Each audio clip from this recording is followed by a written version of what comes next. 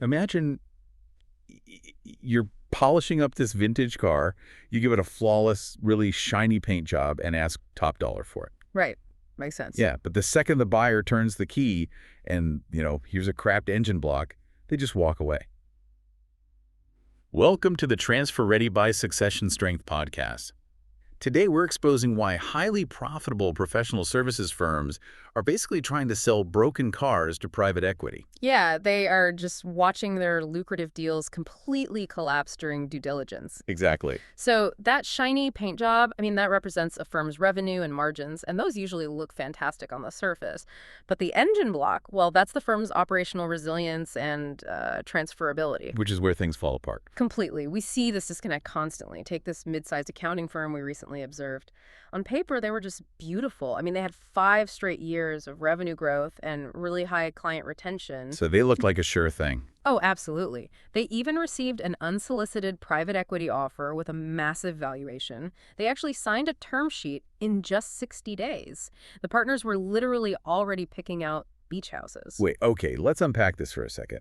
If a firm is bringing in huge margins and consistent year-over-year growth, why would a PE firm suddenly pump the brakes? Cash flow is cash flow, right? You would think so. But private equity firms, well, and they aren't actually buying your past financials. They're buying future transferability. Ah, okay. Yeah, so when operational due diligence began, the PE team found a structural nightmare. Basically, 35% of the firm's total revenue was tied to just 2 partners, and they were aged 62 and 64 with absolutely zero formal succession plan. Wow, that's a huge chunk of change tied up in 2 people who are right at retirement age. Exactly. And every single key client relationship was entirely personal. It wasn't institutionalized at all. So if those 2 primary partners hold all the relationships, the buyer isn't actually acquiring a self-sustaining business. They're basically just renting the founder's Rolodex. That's exactly it. Renting a Rolodex. Right. And the second those partners retire to the golf course, that 35% of revenue just vanishes. Which makes the firm virtually worthless to an outside investor. A buyer needs the business to run independently of the founders.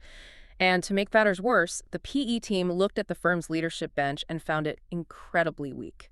Let me guess. They were good at the work, but not the business. You hit the nail on the head. The next generation leaders were brilliant accountants.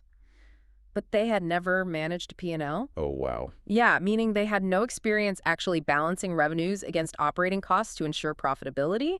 And they also hadn't independently originated any new business. So no business development experience either. And I imagine the lack of institutionalized knowledge just compounded the risk there. Like, if operations are completely undocumented, right? No standard workflows, inconsistent tech across different offices. Oh, yeah, it was a mess. The buyer has no blueprint to follow. You can't scale what isn't written down. Precisely. Undocumented workflows mean the firm's success lives entirely in the founders' heads. And that just destroys valuation because it drastically increases the buyer's risk. So what happened to the deal? Did the PE firm just walk? Well, because of these gaps, the PE firms slashed the original valuation and demanded strict earnouts. Basically, they structured the deal so the founders wouldn't see their full payout unless they hit rigid transition and retention targets over the next few years. Ouch.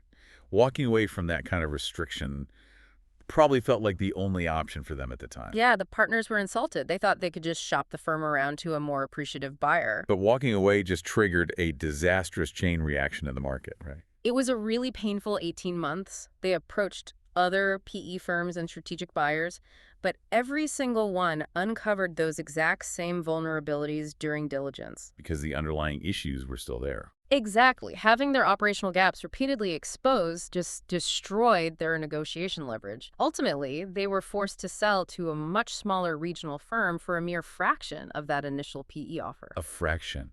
That's brutal.